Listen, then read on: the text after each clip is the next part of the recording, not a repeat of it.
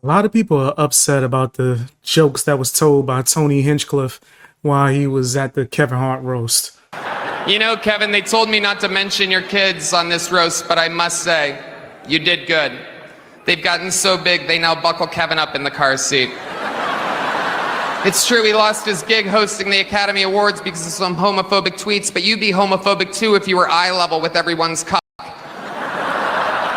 He got into a fist fight on a private plane, proof that no matter how much money black people have, they're still just gonna act like ninjas.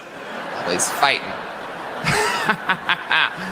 Like Bill Cosby, Hart is a black comedian from Philadelphia, and like Bill Cosby, women don't know when Kevin is inside of them. You've done good though, Kevin. The black community is so proud of you. Right now, George Floyd is looking up at us all, laughing so hard that he can't breathe. God bless you, Kevin. God bless this room, and God bless the United States of America. Thank you so much. Now, I love comedy. I'm always going to defend comedy, been a fan of it my whole life, but I can 100% understand why people are upset at this. What did George Floyd have to do with Kevin Hart at all? Besides the fact that he's black. Like, most of the jokes weren't about Kevin. They were about black people as a whole. That was pretty nasty. I ain't going front. I'm all for comedy, but you could have did better. And now the shining black symbol of hope. Hell nah, that's what he wants to be looked upon as. Dr. Umar, he has something to say about it. You know the race hustler's gonna come in and try to grift off of this. Let's hear what he has to say. As a spokesman for the black freedmen of this country, as a spokesman for the black African race, I'm the most popular grassroots spokesman in the world for my people. Y'all get a pass on Mother's Day. I'm giving him a pass, Art, one pass. But I want Kevin Hart to know, and I don't care who in Philadelphia don't like it, I don't care.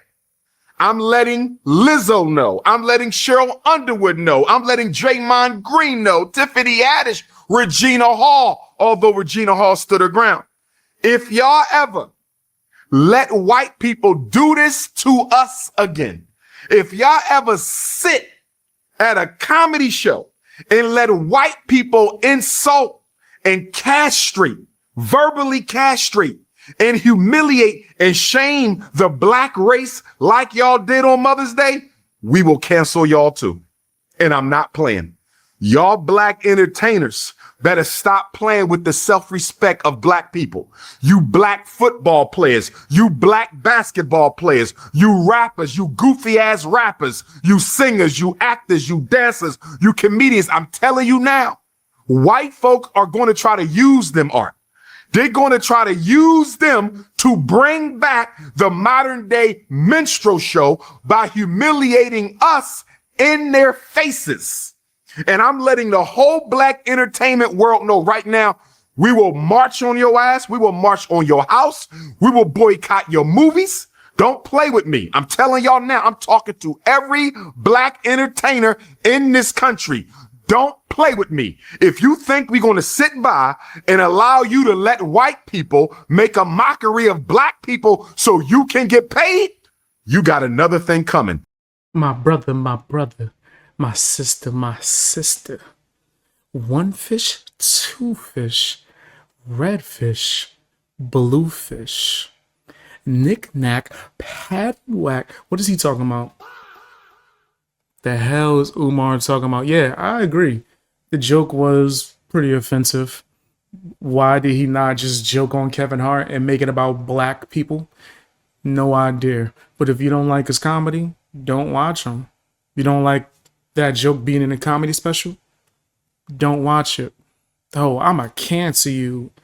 That's crazy. And I gotta be clear, I never picked Dr. Umar to be my representative. I don't like people speaking for black people as a whole, especially in the way where you're just saying a bunch of stuff that I'm just like, what the hell are you talking about? You don't speak for me. I'm not canceling nobody. I forgot it was Mother's Day. Like I forget most holidays. I forget my birthday sometimes. My last birthday, I didn't remember it was my birthday into the day before. When my mom texted me, was like, so what you gonna do for your birthday? I was like, why are you asking me that? She's like, because it's tomorrow. I was like, it's tomorrow? Oh my gosh. I'm so used to nothing happening. Average day. Normal ass day. But my bad. He don't represent me. That's all I'm saying. Dr. Umar's a grifter. When's the school gonna get finished? Is the school done? It's been like 30 years. I'm gonna be like a fossil before that school get done. Here's another joke. Who they talking about again? Cheryl Underwood art. This was not about Kevin Hart. This was an Erica Kirk get back. Listen to this. Her husband committed suicide after 3 years of marriage. I've only been sitting next to her for 2 hours, and I want to ask him, how did he last so long? Her husband committed suicide after 3 years. I've been sitting next to her for 2 hours. I want to ask him, how did he last so long? Art, somebody better tell Netflix. Somebody better tell Netflix that if you ever disrespect our women like this again, we are boycotting Netflix. It won't be no more Netflix. It won't be no more Netflix. In fact, Tyler Perry, start your black flicks. Tyler Perry, Oprah Winfrey, somebody needs to start black flicks. We need to get away from Netflix anyway. What the hell is Dr. Umar talking about? Black flicks? And why do you got a notebook? I knew it was going to be a problem when he pulled out the notebook. I'm not mad at certain jokes, bro. Like, I'm going to be honest with you. I do think that the jokes about black people was poorly done, especially due to the fact that it had nothing to do with Kevin Hart. That is crazy. That's insane. Super nasty work. But I don't think Dr. Umar is the right person to be speaking on this. Don't seem like it to me. And you know what's funny? I just renewed my subscription to watch this. Let's continue, Art. Almost done. Here we go. George Floyd is looking up at us and laughing so hard that he can't breathe. You making jokes about black people who were murdered by police? That's funny? That's comedy? And let me say this to all the coons, Art, because guess what the coons was saying on my Instagram yesterday? You don't understand risque comedy. Nah, house nigga. I understand risque comedy, but what I'm telling you, I don't care what kind of comedy it is. You're not going to disrespect black people because Art, what they're trying to do is bring back the minstrel show. What was the minstrel show, Art? Back from 1830 to 1930. From the Nat Turner War until the heyday of the Marcus Garvey movement, our greatest black movement of modern history, white people would dress up in blackface, Art, and they would play ridiculous, stereotypical black characters. Zip Coon, the Pickaninny, the Mammy, Uncle Tom, the Laughing Sambo, and they made us look like complete animals and morons. And why did they do it, Art? The minstrel shows, which was the most popular form of entertainment in America at that time, were done to do what? Justify the mistreatment of blacks, justify the lynching of blacks, justify the slavery of blacks. And guess what, Art? They're trying to do it again. They're trying to bring back the minstrel show, with the only difference being now, Art, instead of painting their white faces black, they just going to laugh in our black faces. It should have been called the Netflix Racist Roast of Black America, featuring Cheryl Underwood. Listen to this, Art. Kevin Hart gets up there. He's the last half hour, Art. So this is about almost 3 hours. He's the last half hour right before he bring out Meek Mill to do his closeout rap. Shout out to Meek. Kevin Hart says, y'all told me y'all want to see a real nigga tonight, so I'm going to be a real nigga. Kevin Hart, I love you, bro, but don't you dare Don't you dare use the N-word around these Caucasians. And don't you dare make them think it's okay to use the N-word. Me making some connections that might not actually be there. Yeah, blackface was a thing.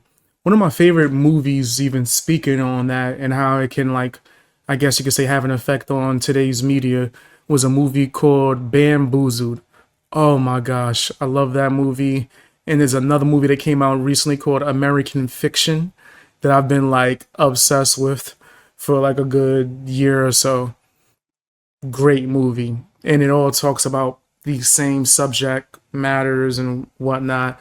Dr. Umar is making some ish up.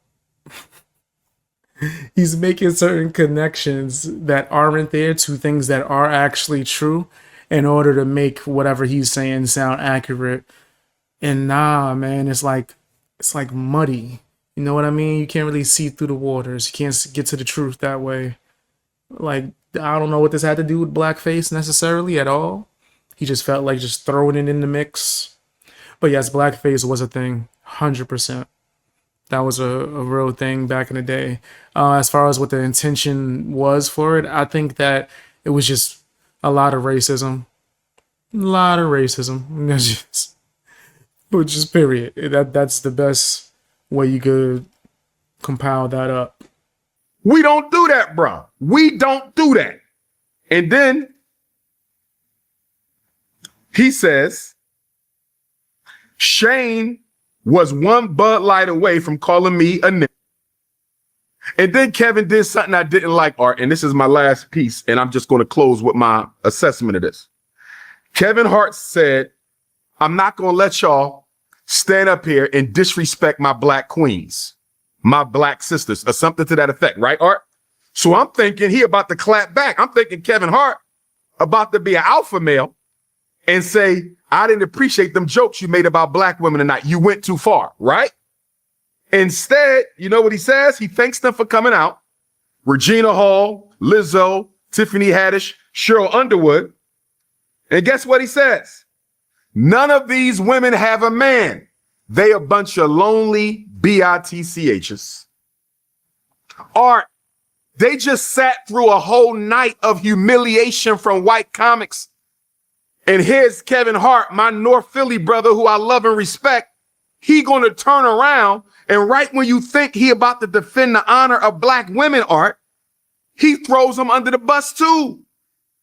And say, ain't none of them got no man. They a bunch of lonely bitchs. Yeah, I don't mess with Dr. Umar. Just so many things that he says sounds like he's full of crap. He had a whole routine plan. Like, this was like stand-up comedy. That was part of his bit. They paid him to come and do a bit. What the hell are we talking about, bro? What kind of activist is this? School's still not built. Anyway, tell me what you guys think down in the comment section. Hit the like button and the hype button. Watch more videos. Also, if you want to keep videos like this coming, sign up for channel memberships. It really helps out a lot. If you can. If you can't, don't worry about it.